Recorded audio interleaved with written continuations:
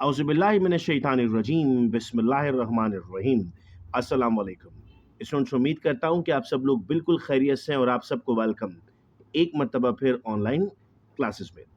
Students, आज के इस वीडियो लेक्चर में हम केमिस्ट्री सेकंड ईयर से एक इम्पॉर्टेंट टॉपिक समझने जा रहे हैं, metallurgy of copper.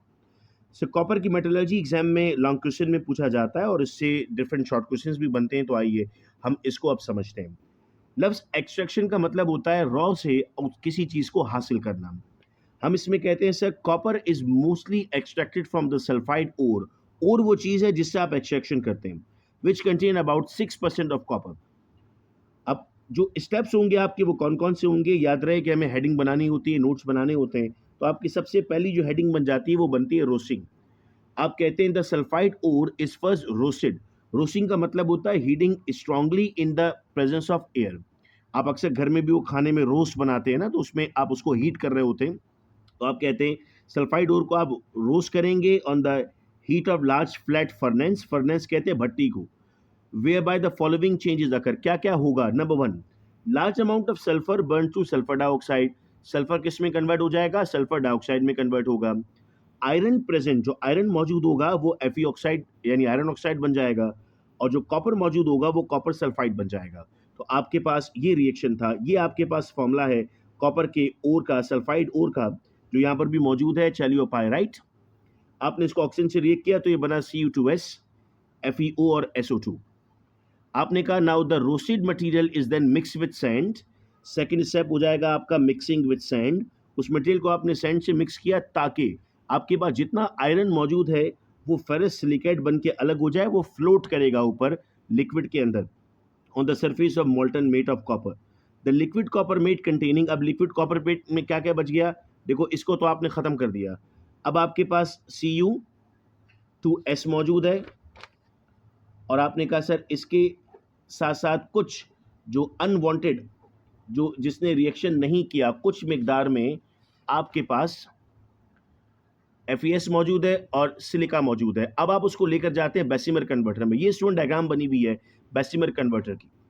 Bessemer converter में FeS ऑक्सीडाइज हो जाएगा FeO में और SO2 में, जो सल्फर बच गया था। फेरस ऑक्साइड रिएक्ट करेगा सैंड से और आपके पास बनेगा फेरस सिलिकेट। इनकी इक्वेशंस ये लिखी हुई है। देखो बचा हुआ FeS था, आपने उसे ऑक्सीजन से रिएक्ट किया तो FeO और SO2 बन गया। फिर आपने सैंड इस्तेमाल की इसके अंदर, तो ये बन गया FeSiO3, फिर स्लैग बन के अलग हो जाएगा। जो कॉपर सल्फाइड बचा था पीछे, उसको आपने ऑक्सीजन से रिएक्ट किया तो कॉपर ऑक्साइड और सल्फर ऑक्साइड बन गया। अब इस कॉपर ऑक्साइड को कॉपर सल्फाइड जो रिएक्शन बच गए थे उससे रिएक्ट किया तो आपके पास कॉपर बना और SO2 बना। याद रहे SO2 आपके पास गैस है जो थोड़ी देर बाद एवापोरेट कर जाती है। जब वो एवापोरेट करती है लिक्विड से, तो पीछे जो आपके पास कॉपर बचता है उसको आप नाम देते हैं blister copper. The copper produces blister copper because as it solidify sulfur dioxide gas and escape producing blister। यानी आपको मैं इसको यूं समझाऊंगा कि जब सड़क बनती है या घर के पास आप अपनी डिक्की बनाते हैं या कोई प्लास्टर लगाते हैं, तो आपकी कोशिश होती है कि कोई उस पर चले नहीं, क्योंकि अगर किसी ने चला, पाँव के निशान जब जम जाएंगे तो वो हमेशा रहेंगे। अक्सर बिल्लियों के पाँव के निशान रहते हैं, क्योंकि वो उस पर से गुजरती हैं, वो जब सख्त हो जाता है तो वहाँ पर जगह खाली रह जाती है। बिल्कुल वैसे ही SO2 यहाँ से एवापोरेट हो जाता है और पीछे जगह खाली बच जाती है, तो आपके पास बन जाता है ब्लिस्टर कॉपर। ये ब्लिस्टर कॉपर आपके पास 99% प्योर है। याद रहे स्टूडेंट्स कि कभी-कभी आपको सवाल में कहा जाता है कि यहीं तक करना है आपको, यानी ब्लिस्टर कॉपर तक करना है, तो आप आगे नहीं बढ़ेंगे। लेकिन अगर वो आपको कहता है नहीं आपको 100% प्योर चाहिए, तो अब एक अगली हेडिंग लगती है जिसको आप नाम देते हैं रिफाइनिंग ऑफ कॉपर। अब आप यहाँ पे परफॉर्म करेंगे इलेक्ट्रोलाइसिस, यानी copper is refined by electrolysis in which block of blister copper are use as anode. Blister copper को आप एनोड इस्तेमाल करेंगे और प्योर कॉपर की शीट को आप कैथोड इस्तेमाल करेंगे। तो अब एनोड से कैथोड पर मूवमेंट ऑफ कॉपर होगी, जैसे आप लोगों ने सुना होगा गोल्ड प्लेटिंग, सोने का पानी चढ़ाना।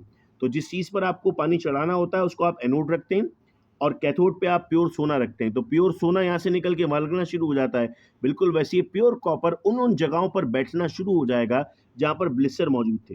तो जो एंड में आपको कॉपर मिलेगा वो कॉपर 100% प्योर होगा। तो अगर एग्जाम में क्वेश्चन आता है कि 100% प्योर कॉपर आपको चाहिए, तो उसके लिए आपको यहाँ तक लिखना होगा। अगर 99% प्योर कॉपर आपको चाहिए होगा तो उसके लिए आपको यहाँ तक लिखना होगा। उम्मीद करता हूँ कि ये सवाल भी हमें समझ में आ गया।